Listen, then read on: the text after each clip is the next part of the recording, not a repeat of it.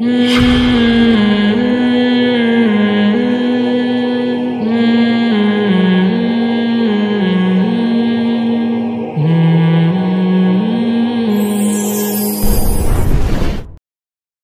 اللہ علیہ وسلم سے مطالبہ کیا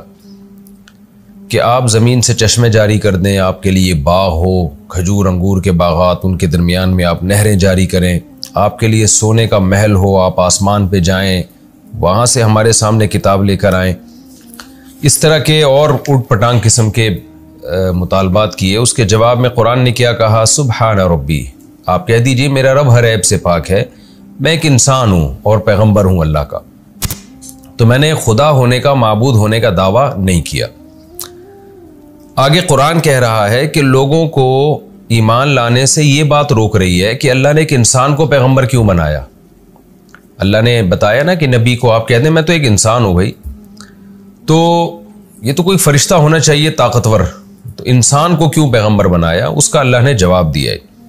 وَمَا مَنَعَ النَّاسَ أَن يُؤْمِنُوا، لوگوں کو نہیں روکا اس بات سے کہ وہ ایمان لے آئیں، إِذْ جَاءَهُمُ الْهُدَىٰ، جبکہ ان کے پاس ہدایت آ بھی گئی، إِلَّا أَن قَالُوا، صرف اس بات نے کہ وہ یہ کہتے ہیں أَبَعَثَ اللَّهُ بَشَرًا رَسُولًا، کہ اللہ نے ایک انسان کو رسول بنا دیا۔ قل، کہہ دیجئے، لَوْ كَانَ فِي الْأَرْضِ مَلَائِكَةٌ يَمْشُونَ مُطْمَئِنِّينَ، اگر زمین میں فرشتے ہوتے چلتے پھرتے اور یہیں پر اطمینان سے رہتے۔ یہ مطمئنین کا لفظ اس لیے ذکر کیا کہ زمین پہ فرشتے تو ویسے بھی چلتے پھرتے ہیں لیکن یہاں رہتے نہیں ہیں، تو اس لیے اگر مستقل یہاں فرشتوں کی رہائش ہوتی، لَنَزَّلْنَا عَلَيْهِم مِّنَ السَّمَاءِ مَلَكًا رَسُولًا، تو ہم ان پر آسمان سے فرشتے ہی کو رسول بنا کے بھیجتے۔ کیا مطلب؟ کہ انسانوں میں انسان ہی پیغمبر بن کے آتے ہیں ہمیشہ سے، اس میں بڑی حکمتیں ہیں، کیونکہ پیغمبر کا عمل اور قول حجت ہوتا ہے۔ اب اگر فرشتے دنیا میں آتے اور وہ پیغمبر بن کے آتے، لوگ ان کو دل و جان سے فالو نہیں کرتے، لوگ کہتے ہیں ان کو کھانے کی ضرورت نہیں ہے، ان کو نکاح کی ضرورت نہیں ہے، ان کے ساتھ وہ خواہشات نہیں لگی ہوئی جو ہمارے ساتھ ہیں، ان کو وہ غم نہیں ہے جو ہمیں ہیں۔ تو لیڈر تو وہ ہوتا ہے نا جو انہی کی قوم کی جنس میں سے ہو، جن باتوں کا وہ آپ کو حکم دے رہا ہے خود اس سے زیادہ ان باتوں کو وہ فالو کر رہا ہے۔ تبھی رسول اللہ صلی اللہ علیہ وسلم کی سیرت میں ہم دیکھتے ہیں آپ جن باتوں کا حکم دیتے تھے خود اس پہ زیادہ عمل کر رہے ہوتے تھے۔ آپ نے صحابہ کو صبح صادق سے لے کے غروب آفتاب تک روزہ کا حکم دیا، مگر آپ خود 24 گھنٹے کے روزے رکھا کرتے تھے۔ تو یہ تمام چیزیں ضروری ہیں کہ جو مقتدی ہے، رہبر ہے، وہ آپ کی جنس میں سے ہو۔ تو اللہ نے فرمایا اگر زمین میں فرشتے رہتے تو ہم فرشتوں کو پیغمبر بنا کے بھیجتے، تو فرشتے کو پیغمبر بنا کے بھیجتے۔ زمین میں انسان رہتے ہیں تو فرشتے کو کیسے بنا کے ہم بھیج دیں پیغمبر؟ یہاں ایک اشکال ہوتا ہے کہ بھئی ہوتا فرشتہ لیکن انسانی شکل میں آتا، تو اس کا جواب قرآن دوسرے مقام پہ دے چکا ہے، وَلَوْ جَعَلْنَاهُ مَلَكًا لَجَعَلْنَاهُ رَجُلًا وَلَلَبَسْنَا عَلَيْهِمْ مَا يَلْبِسُونَ، کہ اگر ہم کسی فرشتے کو پیغمبر بھیجتے تو اس کو انسانی صورت میں بھیجتے نا، تو پھر معاملہ پھر لوگوں پہ ملتبس ہو جاتا، پھر لوگ اس بحث میں پڑ جاتے کہ یہ فرشتہ ہے کہ انسان ہے، تو پھر پہلے اس کو یہ ثابت کرنا پڑتا کہ میں فرشتہ ہوں۔ لوگ کہتے تو بھائی تمہاری شکل تو انسانوں والی ہے، اور پھر وہ کام ایسے کر رہا ہوتا جو فرشتوں والے ہوتے ہیں، تو لوگ کہتے بھئی یہ تو وہی بات آ جاتی کہ ہو تو تم اصل میں فرشتے، تو وہی کنفیوژن اس وقت بھی وہی پیدا ہوتی۔ تو اس لیے اللہ نے رسول اللہ صلی اللہ علیہ وسلم کو حقیقت اور ماہیت کے لحاظ سے بشر بنایا اور پیغمبر بنا کے بھیجا اور بتا دیا بھئی یہ بشر ہیں، لہذا اب کوئی اعتراض ہی نہیں ہوتا کہ یہ کھاتے کیوں ہیں، بازاروں میں خرید و فروخت کیوں کرتے ہیں، یہ ہاتھ کا اشارہ کریں تو نہریں کیوں جاری نہیں ہو جاتی۔ بھئی دعویٰ ہمارا بشریت کا ہے، تو بشر ہونے میں ہم کامل ہیں، تو ہم نے کوئی ایسا دعویٰ ہی نہیں کیا جس کی ہم دلیل نہ دے سکیں۔ تو جو دعویٰ ہے اس کے دلائل اللہ تعالیٰ نے آپ صلی اللہ علیہ وسلم کے ہاتھ پہ جاری کیے۔ قل کفا باللہ شہیدم بینی و بینکم، اللہ رسول اللہ صلی اللہ علیہ وسلم کو تسلی دے رہے ہیں کہ آپ ان سے کہہ دیجئے اللہ میرے اور تمہارے درمیان گواہ کے لیے کافی ہے، اس کو پتہ ہے کہ میں اللہ کا پیغمبر ہوں۔ انہ کان بعبادہ خبیرا بصیرا، وہ اپنے بندوں کو خود دیکھ بھی رہا ہے، سن بھی رہا ہے، لہذا خود ہی وہ سزا بھی دے گا، جزا بھی دے گا۔ میرا کام ہے دعوت کو پہنچا دینا۔ وَمَن يَهْدِ اللَّهُ فَهُوَ الْمُهْتَدِ، اور جس کو اللہ ہدایت دے وہی ہدایت یافتہ ہوتا ہے۔ تو اے نبی آپ غم نہ کیجئے، جو ان میں صلاحیت والا ہوگا اللہ اس کو سیدھے راستے پہ چلنے کی توفیق دے گا۔ وَمَن يُضْلِلْ، اور جس کو اللہ گمراہ کر دے، فَلَن تَجِدَ لَهُمْ أَوْلِيَاءَ مِن دُونِي، تو اے نبی آپ اس کے لیے کوئی ولی نہیں پائیں گے اللہ کے علاوہ، کوئی اس کو اللہ کے عذاب سے بچانے والا نہیں ہوگا۔ وَنَحْشُرُهُمْ، اور ایسے لوگوں کو ہم جمع کریں گے قیامت کے دن، عَلَىٰ وُجُوهِهِمْ، اپنے چہروں کے بل، عُمْيًا، اندھے ہو کے، بکمن، اور گونگے ہو کے، سمن، اور بہرے ہو کے۔ چہروں کے بل کیوں جمع کریں گے؟ احادیث میں اس کی تفصیل آئی ہے کہ الٹے پاؤں چلیں گے، یعنی سر کے بل کھڑے ہوں گے اور چل بھی الٹے رہے ہوں گے۔ بار بار یہ بات بیان کی گئی ہے کہ یہ جو آخرت ہے نا، آخرت، یہ ہمارے دنیا میں جو ہم نے اعمال کیے ہوں گے ان کی صورت مثالیہ ہے، یعنی ان کے مثالی دنیا قائم کریں گے اللہ تعالیٰ۔ جیسے پل صراط جو ہے وہ وہی صراط مستقیم ہے جس پر ہم دنیا میں چلے، تو جو جیسے چلا ہوگا وہاں بھی ویسے ہی چلے گا، اللہ اس کو ایک شکل دے دیں گے۔ تو اسی طرح دنیا میں جو گمراہ لوگ ہیں نا، وہ بالکل ایسے چل رہے ہوتے ہیں جو چلنے کا نیچرل طریقہ بالکل بھی نہیں ہے۔ چلنے کا نیچرل طریقہ کیا ہے کہ آپ سیدھے کھڑے ہوں، پاؤں کے بل کھڑے ہوں اور آگے کی طرف چلیں آپ،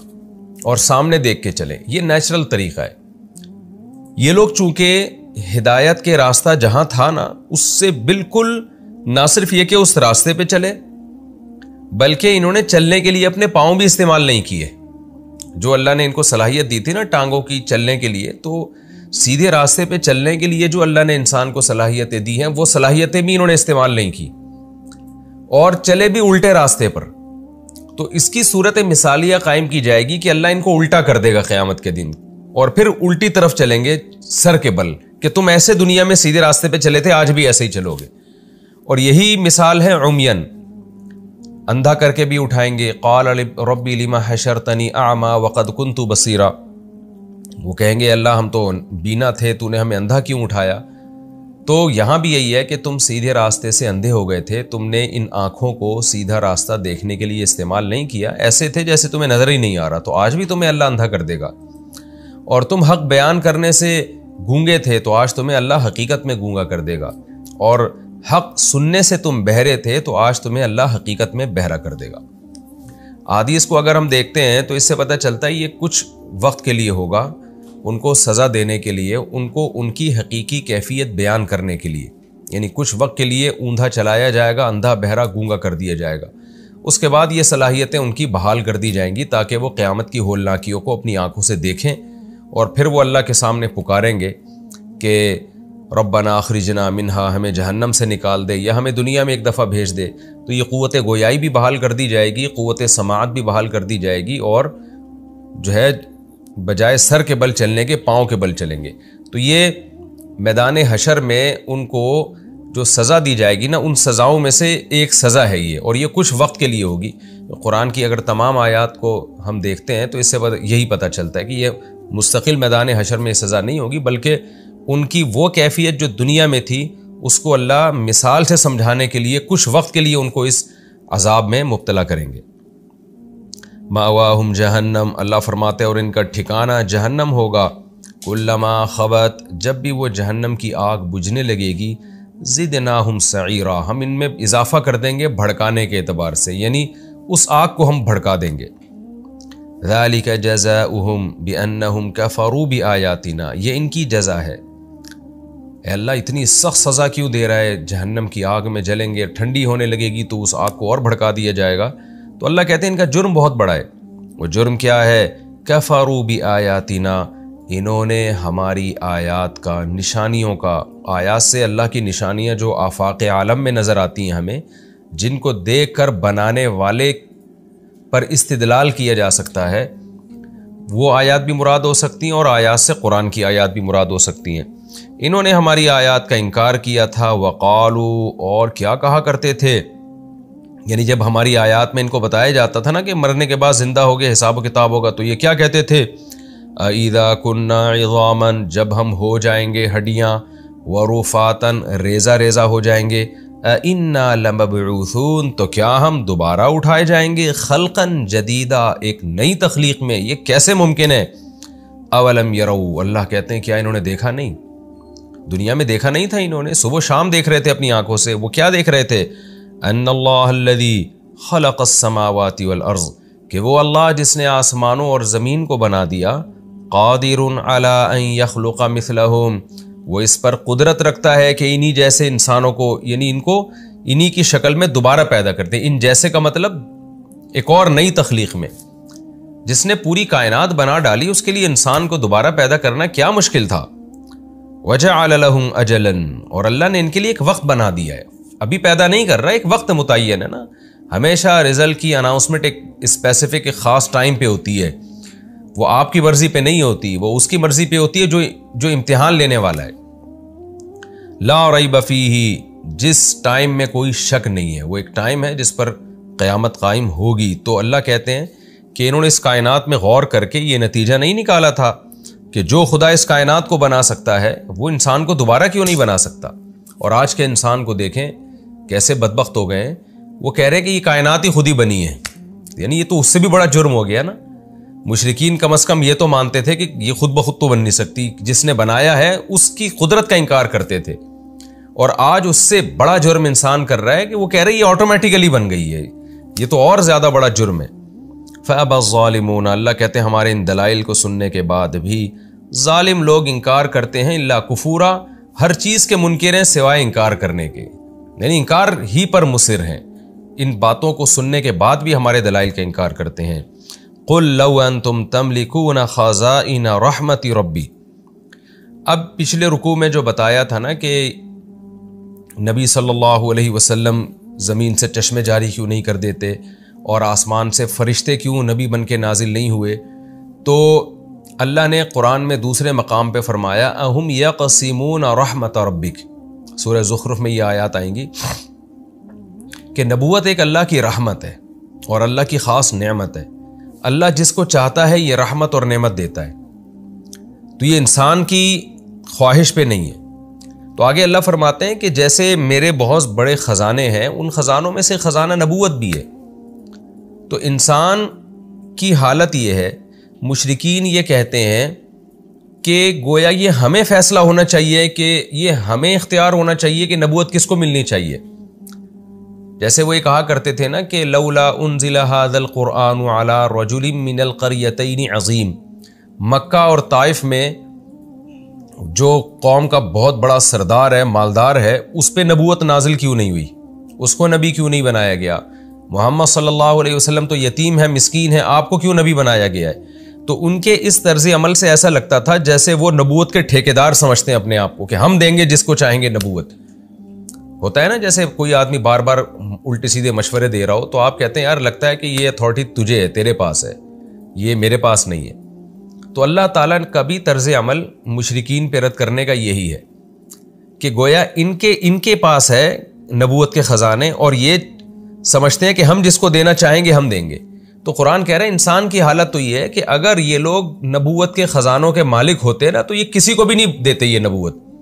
کیونکہ ان میں اتنا بخل ہے کہ یہ ان کو پتا تھا کہ اگر ہم کسی کو بھی دیں گے تو ہمیں اس کو فالو کرنا پڑے گا، تو نبوت کے دروازے ہی کو یہ لوگ بند کر دیتے۔ تو جس انسان کی طبیعت میں اتنا بخل ہو، اسے یہ ڈر لگا رہتا ہو کہ خزانہ خرچ کیا تو ختم ہو جائے گا، تو سوچئے کہ اس انسان کو اللہ یہ اتھارٹی کیسے دے سکتا ہے کہ اس کی مرضی سے کسی کو نبی بنایا جائے۔ لہذا یہ اتھارٹی اللہ کے پاس ہے، کیونکہ اللہ جواد ہے، کریم ہے، اس کے خزانوں میں کمی نہیں ہے، وہ جس کو چاہے گا اپنی نعمتیں اور خزانے دے گا، تو وہ جس کو چاہے گا سلیکٹ کرے گا، یہ انسانوں کی رائے پر اس کی سلیکشن نہیں ہوگی۔ اسی مضمون کو اس آیت میں بیان کیا گیا، قُل لَوْ أَنْتُمْ تَمْلِكُونَ خَزَائِنَ رَحْمَةِ رَبِّي اے نبی ان سے کہہ دیجئے کہ اے مشرکو اگر تم میرے رب کی رحمت کے خزانوں کے مالک بن جاؤ، جن خزانوں میں ایک نبوت کا خزانہ بھی ہے، مالک بن جاؤ، تو اذن اگر ایسا ہو گیا تو پھر کیا ہوگا؟ ایسا نہیں ہوگا کہ تم وہ خزانے بانٹنا شروع کر دو اور پھر بہت سارے لوگوں کو نبی بنا دو، نہ نہ نہ نہ، لَأَمْسَكْتُمْ تم ان خزانوں کو روک لو، خشیت الانفاق خرچ ہونے کے ڈر سے۔ جیسے کہ انسان کروڑ پتی بھی ہوتا ہے نا، تو جو آخرت پر ایمان نہیں رکھتے طبیعت میں بخل ہوتا ہے کہ ختم نہ ہو جائے، ختم نہ ہو جائے، حالانکہ بھائی اتنا اللہ نے دیا ہے تو کہاں سے ختم ہوگا؟ تو ایسے ہی اللہ کہتے ہیں کہ اے نبی ان سے کہہ دیجئے تم اللہ کے خزانوں کے مالک بن گئے جن میں ایک نبوت بھی ہے، تو تمہیں تو یہ ڈر لگا رہے گا کہ کہیں یہ خزانہ